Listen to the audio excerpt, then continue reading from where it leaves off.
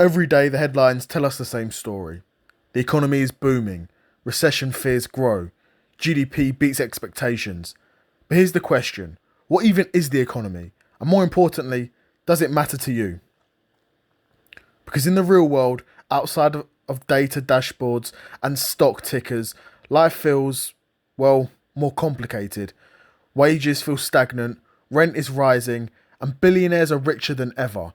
And millions of people, young, old, disabled, are barely even a part of the economic equation at all. This is a video about how we measure the economy, why those measurements are flawed, and why it's almost impossible to tell how good or bad things really are. Now, let's start with gross domestic product, also known as GDP. Now, GDP is a headline number.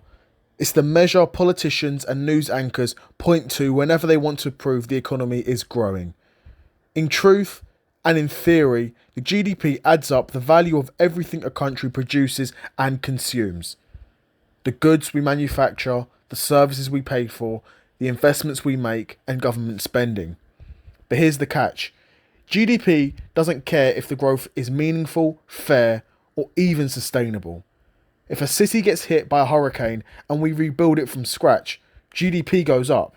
If we overwork ourselves to exhaustion and spend more on healthcare, GDP goes up. If billionaires buy another yacht with 4 million people in the queue at food banks, GDP still goes up.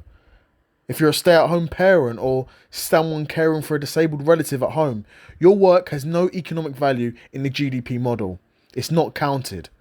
Not because it's not real work, but because money didn't change hands. So GDP isn't a thermometer. In reality, GDP is the cash register.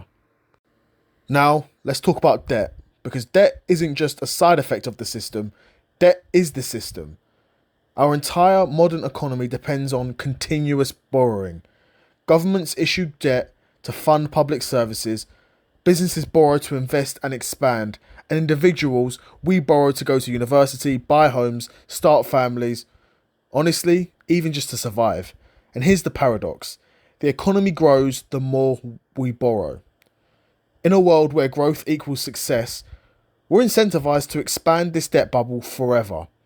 But this becomes a trap. If borrowing slows down, spending slows down. If spending slows down, businesses shrink. And when businesses shrink, jobs are lost. And if too many people stop spending, the economy crashes. So the economy is like a bike, and you have to keep pedaling or it falls over. And who's holding the handlebars? Often it's central banks and financial markets, not the voters or the citizens whose lives depend on it. But let's take a step back. In this system, people are data points. We're measured not by what we need or feel or love, but rather by how productive we are, how much we earn, how much we spend, how much tax we generate. And this has consequences. If you're too young to work, you're an economic liability. If you're disabled and unable to work full time, you're not contributing.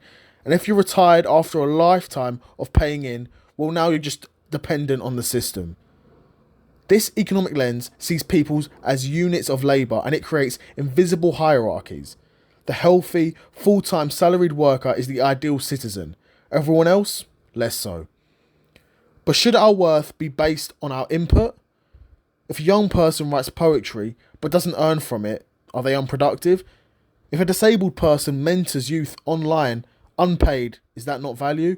If an elder person passes down their wisdom to the community, does that not matter?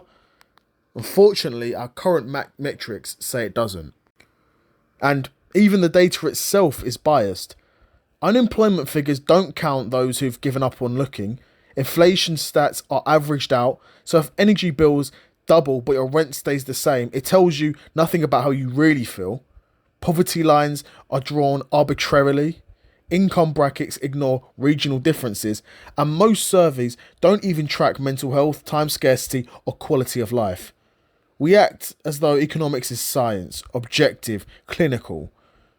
But really, economics is a story, a lens we use to view this world, and that story reflects what we chose to measure and what we choose to ignore. So, if our economy is built on flawed numbers, if debt is the engine, And if human worth is tied to our labour, and if our growth depends on consuming more than the planet can sustain, then we need to ask, what's the point of measuring the economy at all? Does GDP matter if the planet's on fire? Does low unemployment matter if workers need 3 jobs to survive? And does economic growth matter if most of it goes to the top 1%? And most importantly, what would an economy look like if it was designed to measure well-being, time, care, community, or even joy? And really, the truth is, we don't have a perfect measure to work out how society is doing. And maybe we never will. But that doesn't mean we should stop asking questions. So the next time you hear the economy is doing great, ask for who. And if it's not for you, maybe it's time to rethink what a good economy really is.